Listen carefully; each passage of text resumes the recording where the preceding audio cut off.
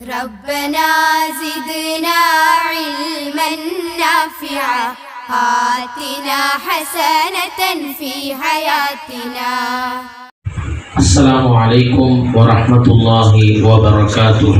وعليكم السلام ورحمة الله وبركاته. الحمد لله رب العالمين والعاقبة للمتقين والصلاة والسلام على أشرف الأنبياء والمرسلين سيدنا محمد صلى الله عليه وسلم وعلى آله وصحبه أجمعين.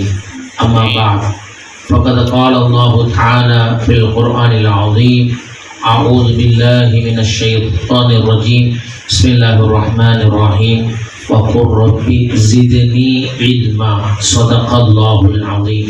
பிள்ளைகளே, உங்களுக்காக வேண்டி ஒரு சில விஷயங்கள் கவனிப்பீங்களா? கேட்பீங்களா? வாழ்க்கையில் நடப்பீங்களா? சொல்லுங்க. இன்ஷா அல்லாஹ் நடக்கும்னு சொல்லுங்க. கான்ஃபிடென்ட்டா பேசுங்க. கான்ஃபிடென்ட்ங்கிற வார்த்தை நம்ம ஈமான் யகீன். நடிகை சினிமாக்காரன் அவன் அதை பற்றி பேசிக்கிட்டு இருக்கிறான். கான்ஃபிடென்ட் யகீன் ஈமான் இந்த சித்தாந்தத்தை சொன்னது இஸ்லாம், அழுத்தமா சொன்னது கொள்கையை. கான்ஃபிடென்ட்டா சொல்லுங்க. இன்ஷா அல்லாஹ் சொல்ல நடப்பீங்களா? இன்ஷா அல்லாஹ். சும்மா 2-3 செய்தி தான். அல்லாஹ் சுப்ஹானஹு வ தஆலா நபி ஸல்லல்லாஹு அலைஹி வஸல்லம் பார்த்து கேட்க சொன்னான். என்னட்ட கேளுங்கன்னு கேட்க சொன்னான். அதிகமா கேளுங்கன்னு சொன்னான். அதிகமா கேளுங்கன்னு சொன்னான். எதை அதிகமா கேட்க சொன்னான்? எதை அதிகமா கேட்க சொன்னான் அல்லாஹ் சுப்ஹானஹு வ தஆலா?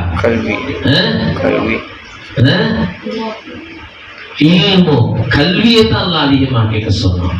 ரப்பி ஜித்னி இல்மா, கல்வி எனக்கு அதிகமா கொடு அல்லாஹ்னு யார் கேட்டா? நாயகம் ஸல்லல்லாஹு அலைஹி வஸல்லம் கேட்டாங்க. அல்லாஹ் கேட்க சொன்னான், நபியே நீங்கள் கூறுவீராக, ரப்பி என் இறைவா, ரட்சகா, ஜித்னி எனக்கு அதிகமா கொடு. ஜித்னா அர்த்தம் எனக்கு அதிகப்படுத்தி கொடு. இல்மா, கல்வியை அதிகப்படுத்தி கொடு. காசை கேட்கல, இந்த துன்யாவுல மத்த சொகுசுகளை கேட்கல, லக்ஸூரியான வாழ்க்கையை கேட்கல. எதை கேட்க சொன்னா அல்லாஹ் சுப்ஹானஹு வ தஆலா? கல்வியை கேட்க சொன்னான். இது ரொம்ப முக்கியமான விஷயம். கண்மணி நாயகம் ஸல்லல்லாஹு அலைஹி வஸல்லம் இந்த உலகத்தை விரும்பினாங்களா? என்னை ஏழையா வாழ செய், ஏழையா மௌத்தாக்கல்லான்னு கேட்டவ. ஆனா அதிகமா கொடுன்னு கேட்க சொன்னது எதுதான்? கல்வியை தான் அல்லாஹ் சுப்ஹானஹு வ தஆலா கேட்க சொன்னான். கண்மணி நாயகம் ஸல்லல்லாஹு அலைஹி வஸல்லம் கல்வியை தான் அதிகமா கேட்டா. சரிங்களா? கல்விங்கிறது ரொம்ப மிக முக்கியமானது. புதிய கல்வியாண்டு துவங்கி இருக்கு. இன்னைக்கு ஸ்கூல் ஓப்பன். எல்லா ஸ்கூலுக்கு போயிட்டு வந்திருப்பீங்க. கடந்த காலம் எப்படியோ, சென்ற வருடம் நீங்க எப்படி படிச்சீங்கன்னு தெரியாது. ஆனா நம்ம வாழக்கூடிய உலகம் ரொம்பவும் முஷ்கிலானது, ரொம்பவும் கஷ்டமான உலகம். அது மட்டும் இல்லாம வாழக்கூடிய நம்ம நாடு எதிர்காலம் அபாய சூழலில் இருக்கு. முஸ்லிம்களை ஓரம் கட்டப்பட்டுக்கிட்டே இருக்கக்கூடிய இந்த நேரத்துல, இந்த காலத்துல முஸ்லிம் பிள்ளைங்க இந்த சமுதாயத்தை, இந்த மார்க்கத்தை நீங்க தான் இப்ப அவங்க தோல்ல சுமக்கணும். நம்முடைய முன்னோர்கள் அப்படி சுமந்தாங்க. அந்த தீனை, இந்த சமுதாயத்தை நம்மள்கிட்ட உட்படுத்திட்டு போனாங்க. ஒவ்வொரு கிராமங்கள் உட்பட்டு முஸ்லிம் உம்மத்து என்ன பண்ணாங்கன்னு கேட்டா, பள்ளிவாசலுக்கு பக்கத்துல ஒரு பள்ளிக்கூடத்தை கட்டினாங்க. பள்ளிவாசலுக்கு பக்கத்துல கட்டினாங்க. ஒவ்வொரு கிராமங்கள், நான் எங்க ஊரோட பார்த்திருக்கேன், சின்ன கிராமத்துல பள்ளிக்கூடம் பள்ளிவாசல் பக்கத்து. ஆனா இன்னைக்கு அது இல்லாம போயிடுச்சு. ஒவ்வொரு ஊர்லயும் இன்னைக்கு நம்ம கடைகளா கட்டி போட்டுக்கிட்டு இருக்கோம். மோதினாரிமாவுக்கு சம்பளம் கொடுக்கணும் அப்படிங்கிறதுக்காக வேண்டி. ஆனா முன்னோர்கள் பள்ளிக்கூடத்தை கட்டி போட்டாங்க, ஸ்கூலை கட்டி போட்டாங்க, காலேஜை கட்டி போட்டாங்க.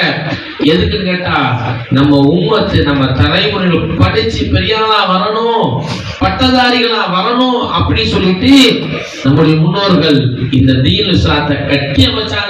ஒரு காலத்துல உலகத்தை ஆண்ட ராஜாக்கள் முஸ்லிம்கள் எல்லாத்தையும் நம்பர் 1 இருந்தாங்க. மேல கீழே கண்டுபிடிப்பு ஆராய்ச்சியில ஜவஹர்லால் நேரு அவர் யாரு? ஜவஹர்லால் நேரு யாருப்ப சொல்லுங்க. யார் ஜவஹர்லால் நேரு? நேரு மாமான்னு சொல்லுவீங்கல்ல, யாரு? டக்குன்னு சொல்லுங்க, கான்பிடண்டா பேசுங்க. நான் உங்கள்கிட்ட தான் கேட்கிறேன். அன்னைக்கு நம்ம டூர் போனப்ப ராமேஸ்வரத்துல வச்சு திருப்பூர்ல இருந்து வந்தது ஒரு அஜித் கேட்டாங்கல்ல, அது அந்த தனுஷ்கோடி அங்க போன ஒரு பாலம் என்ன பாலம்னு நம்ம என்ன சொன்னோம்? நம்ம சில பேர் என்ன சொன்னோம்? ராமர் பாலம் தான். பிள்ளைய ராமர் பாலம் கிடையாது. என்ன பாலம்? சையதுனா ஆதம் அந்த நபி அலைஹிஸ்ஸலாத்து வஸலாம் ஆதம் பாலம் கூகுள் மேப்லோட இருக்கு. அப்படியே மெதுவா வரலாற்று மாத்திரம். அப்ப நம்ம ஓ வாயிலே சொல்ல வச்சுட்டானா ராமர் பாலம் சொல்ல வச்சுட்டானா? இதுதான் திட்டம் போட்டு நல்லா கவனி சிரிக்காதப்ப. இப்ப ஒன்னுட்டு கேட்கிறேன், வரலாற தெரிஞ்சுக்க. நான் என்ன கேள்வி கேட்டேன்?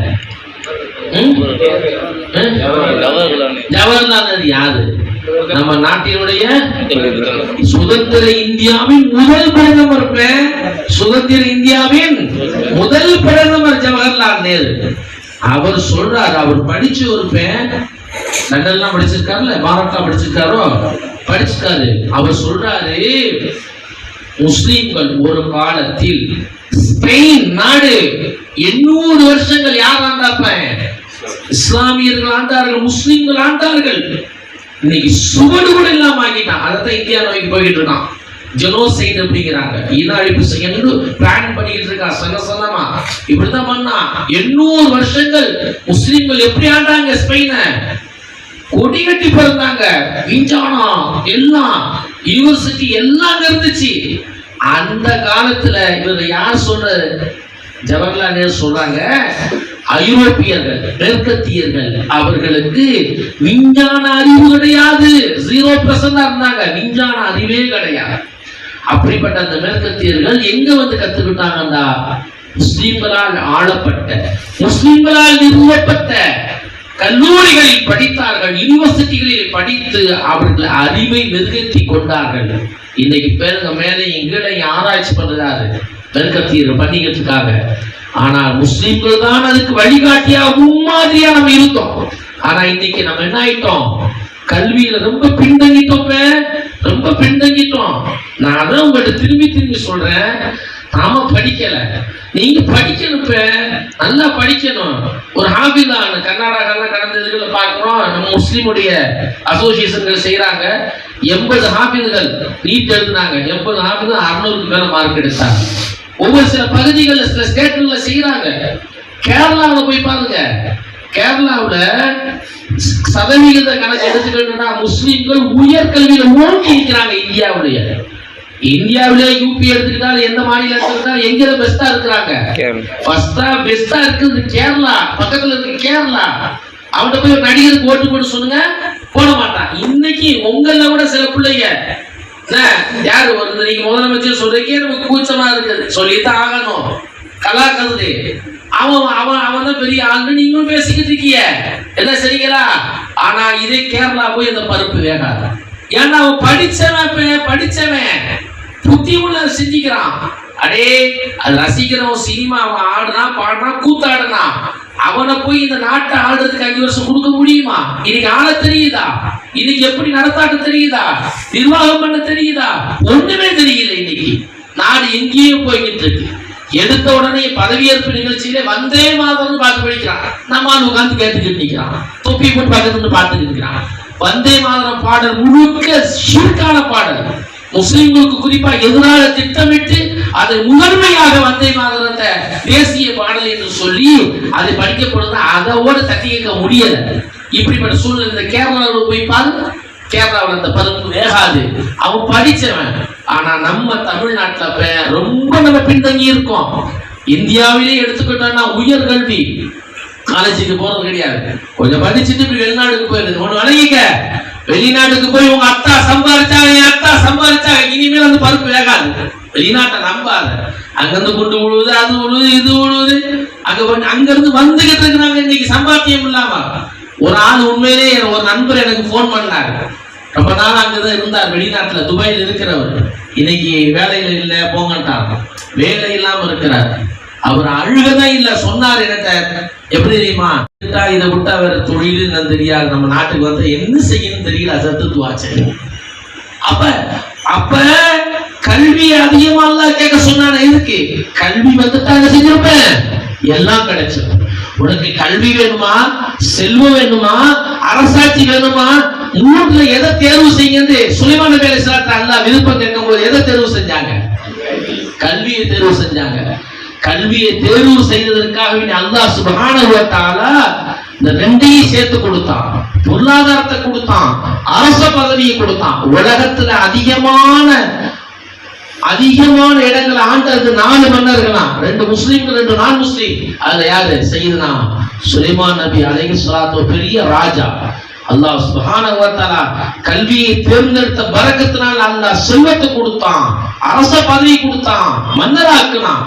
ஆக கல்வி ரொம்ப முக்கியமானது. இந்தியாவுல நம்ம எஸ்சி பிரிவுகளை விட பின்தங்கி இருக்கிறோம் உயர்கல்வியில.